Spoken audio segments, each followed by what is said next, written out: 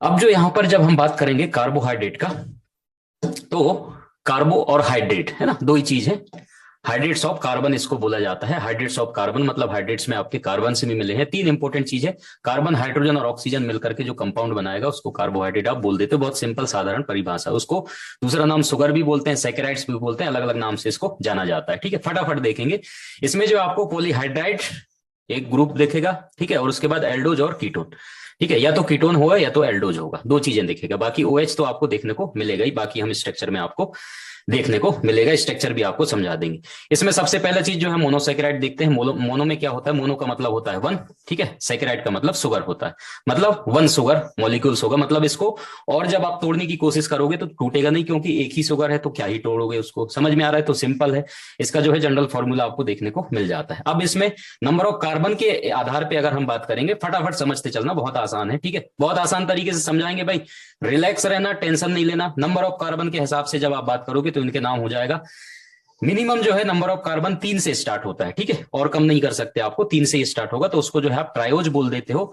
ओज शब्द लगा होता है आपका सफिक्स, है ना, ये बहुत इंपॉर्टेंट चीज है। और जरूरी नहीं है कि ओज शब्द लगा लगा ही मिलेगा आपको, ठीक है, आपके कार्बोहाइड्रेट में। तो ये सफिक्स और प्रीफिक्स आप पढ़ते हो ना, प्रीफिक्स का मतलब शब्द के पहले जो लगा है उसको प्रीफिक्स बोलते हैं, सफिक्स का मतलब होता है शब्द के बाद जो लगा हुआ है। तो जैसे कि ग्लूकोज है ना, ग्लूकोज, तो ओज शब्द आपको कार्बोहाइड्रेट में देखने को मिलता है। सिंपल पहचानने का एक फॉर्मूला है। तो यहां पर ट्रायोज बोल दिया हमने, 3 है तो ठीक है, इसका एग्जांपल जो है ग्लिसरॉल्डिहाइड आपको आ जाता है। उसके बाद नंबर ऑफ कार्बन 4 अगर आ गए तो आपका टेट्रोज हो जाएगा नाम, ठीक है, और उसके बाद एरेथ्रोज। यही एग्जाम्पल में से सवाल आपसे पूछे जाते हैं बेसिक, तो एग्जाम्पल में से यहां से पूछ देते कि निम्न में से कौन सा टेट्रोज शुगर है।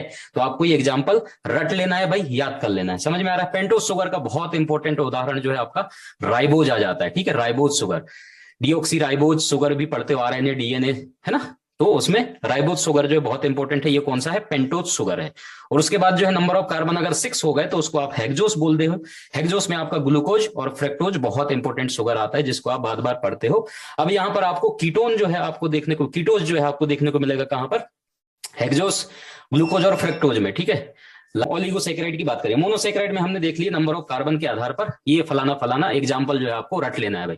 ओलिगोसेकेराइड की जब हम बात करेंगे तो ओलिगोसेकेराइड में जो है ओलिगो का मतलब होता है फ्यू, है ना, और सेकेराइड का मतलब शुगर होता है। नाम से ही सारा चीज समझते हुए चलेंगे। फ्यू मतलब थोड़े बहुत शुगर होंगे, कितने होंगे, 2 से 9 शुगर आपको देखने को मिलता है आपके ओलिगोसेकेराइड में, है ना। ओलिगोसेकेराइड में आप पढ़ते हो किसको, डाइसेकेराइड को, और उसके बाद ट्राइसेकेराइड।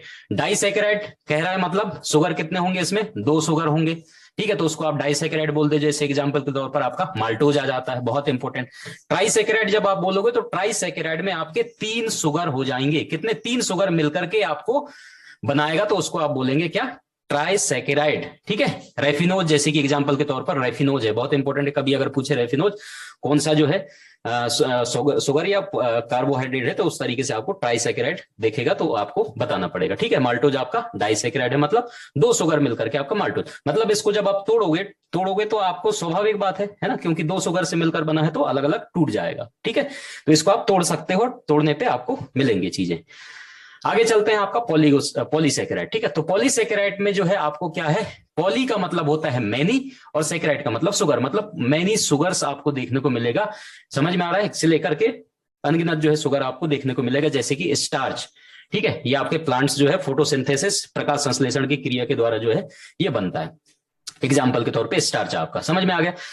तो ये बहुत इंपॉर्टेंट है पॉलीसेकेराइड, इसको भी हम डिटेल में थोड़ा बहुत आपको एक्सप्लेन करने की कोशिश करेंगे फटाफट। एक इंपॉर्टेंट चीज आता है भाई, डिराइव्ड मोनोसेकेराइड। डिराइव्ड मोनोसेकेराइड का मतलब होता है मॉडिफाइड, ठीक है, मॉडिफाइड जो है शुगर होते हैं उसको डिराइव्ड मोनोसेकेराइड बोलते हैं। इसमें आपके डीऑक्सीराइबोज डीएनए बहुत इंपॉर्टेंट है, कभी अगर पूछे तो आप याद रखना डिराइव्ड मोनोसेकेराइड के उदाहरण कौन कौन से हैं, ठीक है। उसके बाद शुगर एसिड, ठीक, उसके बाद शुगर एमाइन, और उसके बाद शुगर एल्कोहल, ये सारे के सारे बहुत इंपॉर्टेंट है आपके डिराइव्ड मोनोसेकेराइड, ठीक है। इनके एग्जांपल भी मैंने लिख दिया है। मैनिटोल आप याद रखना, शुगर एल्कोहल में आपके मैनिटोल्स आ जाते हैं, ठीक है। तो ये जो हो गए आपके कौन से डिराइव्ड मोनोसेकेराइड, तो ये भी आपको याददाश्त में रहने चाहिए। हम एग्जाम ओरिएंटेड पढ़ाई कर रहे हैं, जो जो इंपॉर्टेंट पॉइंट है वो आपको छूटना नहीं है, छूटेगा नहीं वो, ठीक है, हमसे भी नहीं छूटेगा, आप भी बिल्कुल भी छोड़ने की कोशिश नहीं करना। जो जो एग्जाम ओरिएंटेड है वो सारे के सारे अपने को पढ़ लेना है। अब देख लो यहाँ पर ग्लूकोज की हम बात करते हैं। ग्लूकोज जो कि हेक्सोस है, इसकी स्ट्रक्चर देखो, मैं ऑलरेडी बना करके लाया। नंबर ऑफ आपके कार्बन कितने हो जाएंगे, 6, ठीक है, तो हाइड्रोजन कितने हो जाएंगे, 12, बाकी ऑक्सीजन सेम नंबर में रहते हैं, तो C6H12O6, 6 दूनी 12 हो जाते हैं, ठीक है, एल्डोज है, हमने बात कर लिया था। अब इसमें दो तरीके के जो है आपको स्ट्रक्चर देखने को मिलता है, एक लीनियर होता है और एक साइक्लिक होता है, ठीक है। लीनियर में आप किस तरीके से स्ट्रक्चर देखोगे, कार्बन आप फटाफट जो है 6 बना दो, 1 2 3 4 5 6 कार्बन आपके बना गए, ऊपर जो है आपके एल्डोज है, मतलब एल्डिहाइड, ठीक है। तो इस तरीके से जो है आपको O और H ये दिख रहा है। आप जहां पर OH जोड़े हो, 1 2 OH जोड़ा हुआ है, इसका मतलब अपोजिट साइड में आपको H जोड़ना है, ठीक है। यहां पर जो है आपको 3 नंबर पे OH जोड़ा है, तो यहां पर H होगा, और ये जस्ट अपोजिट यहां का कर देना, OH इधर होगा तो H इधर होगा। इस तरीके से जो आपको लीनियर में आपका ग्लूकोज देखने को मिल जाता है।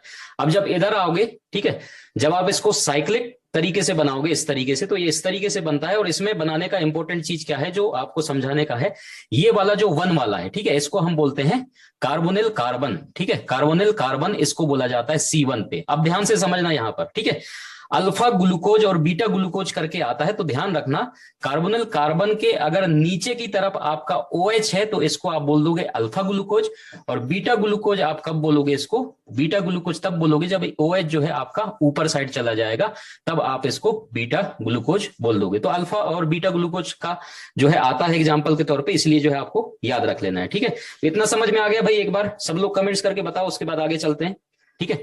अब जो है राइबोज, राइबोज की जब स्ट्रक्चर देखते हो, और देख लो ये राइबोज की स्ट्रक्चर है, राइबोज हम बोल देते हैं ये पेंटोज है। पेंटोज मतलब कार्बन कितने मिलेंगे इसमें भाई, 5 मिलेंगे, 5 कार्बन फटाफट बना दो, ठीक है। OH ग्रुप को राइट साइड में रख दो, तो OH के ये सारे के सारे OH, और अपोजिट साइड में आपके सारे के सारे H बन जाएंगे। बहुत सिंपल, केवल समझ लो, ये कभी एग्जाम में आएगा नहीं, ना आपको थ्योरी में लिखना है ना बनाना है, ठीक है, केवल आपको स्ट्रक्चर समझ लो, क्या एग्जाम में आ सकता है ये आप समझ लो। देखो अब यहाँ पर दो इंपॉर्टेंट चीज है, एक डी राइबोज और एल राइबोज, ठीक है, कैपिटल डी और कैपिटल एल। तो डी राइबोज आप कब बोलोगे, जब सेकेंड लास्ट कार्बन, देख लो ये है ना, लास्ट कार्बन आपका ये है 5वें नंबर पे, ठीक है, गिन लो 1 2 3 और 4 है ना। तो यहां पर जो सेकेंड लास्ट कार्बन की जब हम बात करते हैं, यहां पर देखो, अगर आपके यहां से देखोगे तो आपका राइट साइड दिख रहा है ये, ठीक है, इधर से देख रहे हो, तो यहां पर जो है OH ग्रुप अगर इस तरफ है तो आप इसको बोल दोगे डी राइबोज, और अगर आपके मिरर जो इमेज बनता है, ठीक है, तो OH अगर इस तरफ आ जाएगा तो आपका जो है ये एल राइबोज कहला जाता है। तो इंपॉर्टेंट चीज इसमें ये है समझने के लायक, बाकी स्ट्रक्चर तो आपको बहुत आसान है, ये आप बना सकते हो, ठीक है। तो इसमें डी राइबोज और एल राइबोज आपको कभी एग्जाम में पूछा जा सकता है, तो इसके लिए आपको इसको याद रख लेना है। आगे चलते हैं भाई फटाफट, डाइसैकेराइड है ना, डाइसैकेराइड नाम से स्पष्ट है, मतलब 2 शुगर यूनिट आपको देखने को मिलेंगे किसमें, डाइसैकेराइड में, कितने, 2। इसमें जो है आपको ग्लाइकोसिडिक जो है आपको ग्लाइकोसाइडिक बॉन्ड देखने को मिलता है, CO और C, मतलब वाटर जो है इसमें से रिमूव होगा तब आपको इस तरीके से बॉन्ड देखने को मिलेगा। ये आपका जो है डाइसैकेराइड की स्ट्रक्चर जब आप देखोगे तो यहां पर, ठीक है, ये वाला कार्बन 1 और ये वाला कार्बन जो है 4, ठीक है, तो क्योंकि 2 आपकी ग्लूकोज है, हम बात ही कर रहे हैं डाइसैकेराइड के, पहला ग्लूकोज ये दूसरा ग्लूकोज, तो यहां पर इस तरीके से जब बॉन्ड होगा, ठीक है, 4 और 1 कार्बन, और यहां पर चौथा कार्बन, तो इस तरीके से जो इसको हम बोल देते हैं अल्फा 1,4 ग्लूकोसिडिक बॉन्ड, ठीक है। कभी एग्जाम में पूछेगा इस तरीके के बॉन्ड को जो है क्या नाम देता है, अभी शायद हो सकता है MCQs में हमारा आए तो उसमें हम दिखा देंगे। तो इसको जो है अल्फा 1,4 ग्लूकोसिडिक बॉन्ड बोलते हैं। थोड़ा सा हम एक्स्ट्रा चीजें पढ़ रहे हैं, उसमें आप टेंशन मत लेना, केवल आप याददाश्त के लिए ये सारी चीजें समझ लो क्या क्या हो रहे हैं, ठीक है। बाकी स्ट्रक्चर की तरफ मत जाना ज्यादा, बायोकेमिस्ट्री की तरफ भी है, सॉरी बायोकेमिस्ट्री करो, केमिस्ट्री में ज्यादा घुसने की जरूरत नहीं है आपको, बस ये इतना समझते चलना। अगला जो है हमारा लैक्टोज, लैक्टोज बहुत इंपॉर्टेंट, जो एग्जाम ओरिएंटेड जो इंपॉर्टेंट है वही चीज हम देख रहे हैं। अगला जो है हमारा क्या है, लैक्टोज। लैक्टोज में जब हम बात करते हैं ये आपका मिल्क शुगर होता है, कौन सा होता है भाई, मिल्क शुगर, ठीक है। इसमें जो आपको बीटा गैलेक्टोज और बीटा ग्लूकोज 2 चीजें देखने को मिलता है, अभी और हम एग्जांपल के तौर पे बता देंगे आपको।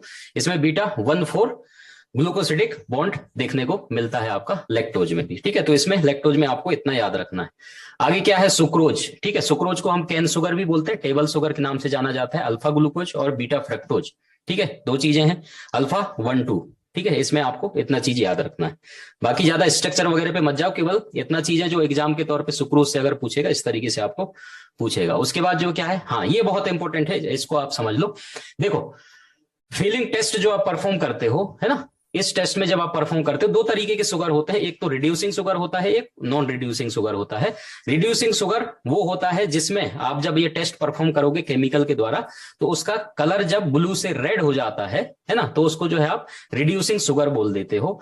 जैसे कि क्यूप्रिक आयन जो है क्यूप्रस में चेंज हो जाता है, तो आपको जो है ये चीजें देखने को मिलता है जब आप ये टेस्ट परफॉर्म करते हो। और ग्लूकोज के लिए तो हमने बता दिया, यूरिन में आप कौन सा टेस्ट, बहुत साधारण सा टेस्ट है, ब्रिक रेड कलर का अगर आपको दिखने लगता है तो, कल ये शायद हमने यूट्यूब में पढ़ाया है उसको, ठीक है। तो इसमें जो आपके मोनोसेक्राइड सारे आ जाते हैं, ठीक है, रिड्यूसिंग में माल्टोज और लैक्टोज। समझ में आ रहा है? पूछेगा आपसे सवाल, रिड्यूसिंग शुगर निम्नलिखित में से कौन सा है, तो आपको याद रखना है। समझ में आ रहा है? बहुत इंपॉर्टेंट है, इसलिए याद रखना। नॉन रिड्यूसिंग में आपके जो है सुक्रोज और आपका ट्रेलोज है ना, तो ये एक अलग से नाम है, कभी अगर पूछ ले तो आप वो याद रखना, याददाश्त के तौर पे, ठीक है। तो रिड्यूसिंग और नॉन रिड्यूसिंग दोनों को जो है आपको पता होना चाहिए, एग्जाम्पल के तौर पे पूछता है, बाकी थ्योरी में घुसने की जरूरत नहीं है, टेस्ट कैसे लगाते हैं उसमें जाने की जरूरत नहीं है, ठीक है। कभी ना तो आपसे पूछेगा क्या कैसे टेस्ट लगाते हैं इसको, सिंपल है भाई। आगे देख लो पॉलीसेकेराइड। पॉलीसेकेराइड फटाफट समझ लो, है ना, कितना समय हो गया, हाँ आधा घंटा हो जाता है हमारे एक्सप्लेनेशन में। पॉलीसेकेराइड समझ लो फटाफट। पॉलीसेकेराइड नाम से स्पष्ट है, पहले ही हमने समझ लिया क्या चीज होता है, ठीक है। राइट एंड रिड्यूसिंग होता है और लेफ्ट एंड जो है इसका नॉन रिड्यूसिंग होता है। दो तरीके के होते हैं, कौन कौन से? एक होमोपॉलीसेकेराइड, होमो का मतलब समझ में आ रहा है सेम होगा, है ना। हेटेरोपॉलीसेकेराइड मतलब डिफरेंट होगा, ठीक है। होमोपॉलीसेकेराइड में क्या क्या है भाई, made up of same type of sugar, है ना, सेम टाइप ऑफ शुगर जो है मिलकर के ये बनाएगा, जैसे कि स्टार्च हो गया और उसके बाद ग्लाइकोजन और सेल्यूलोज। बहुत इंपॉर्टेंट है, एग्जांपल याद रख लेना, रट लो अभी के अभी, ठीक है। होमोपॉलीसेकेराइड में कौन कौन से आते हैं, स्टार्च हो गया, ग्लाइकोजन और सेल्यूलोज, ये सारे के सारे जो है आपके होमोपॉलीसेकेराइड में आते हैं। केवल पॉलीसेकेराइड बस याद रखने से काम नहीं चलेगा, एग्जाम्पल अगर होमोपॉलीसेकेराइड और हेटेरोपॉलीसेकेराइड से अगर बन गए तो आपको दिक्कत होगा, है ना। अगर साधारण पूछ लिया पॉलीसेकेराइड तब तो ठीक है, अगर होमो का अलग पूछ लिया, हेटेरो का अलग पूछ लिया तो दिक्कत हो जाएगा, ठीक। डिफरेंट टाइप ऑफ शुगर मिलकर के बनेगा, हेटेरोपॉलीसेकेराइड कहलाएगा, ठीक है। पेप्टिडो ग्लाइकोन, एग्जाम्पल याद रखना, एक बहुत इंपॉर्टेंट है पेप्टिडो ग्लाइकोन, जिसको आपको याद रख लेना है, ठीक है। और क्या है इसमें, ग्लाइकोजन, ग्लाइकोजन के बारे में आपको पता है, ठीक है। इसमें जो अल्फा ग्लूकोज 30,000 ग्लूकोज जो है आपको देखने को मिलेंगे इसमें, ठीक है। कभी अगर पूछ ले तो स्टेट चेन होता है अल्फा 1,4, हमने पहले ही बात कर लिया था इसके बारे में, अल्फा 1,4 के बारे में। ब्रांचिंग में होगा अल्फा 1,6 और उसके बाद एनिमल्स में देखने को मिलता है, वो भी कहां पर आपको, लिवर और मसल्स में जो है आपको ये देखने को मिलता है ग्लाइकोजन, ठीक है। और बैक्टीरिया और फंगाई में भी एक्स्ट्रा जो है आपको ये याद रख लेना, बाकी पूछेगा नहीं फिर भी आप याद रख लेना, ठीक है। कभी अगर अलग से इस तरीके से सवाल बनते, मैं क्यों लिख के दिया हूं एनिमल में लिवर और मसल्स करके, आपके क्वेश्चन में इस तरीके से सवाल जो है बनता है कि एनिमल्स में जो है ग्लाइकोजन कहां पर पाया जाता है, ऊट पटांग से एग्जांपल दे देगा और उनमें से ये दो सही एग्जांपल दे देगा, लिवर या तो मसल्स दे देगा, तो आपको पता होना चाहिए कि कहां पर ये पाया जाता है, ठीक है। बहुत इंपॉर्टेंट, इस तरीके से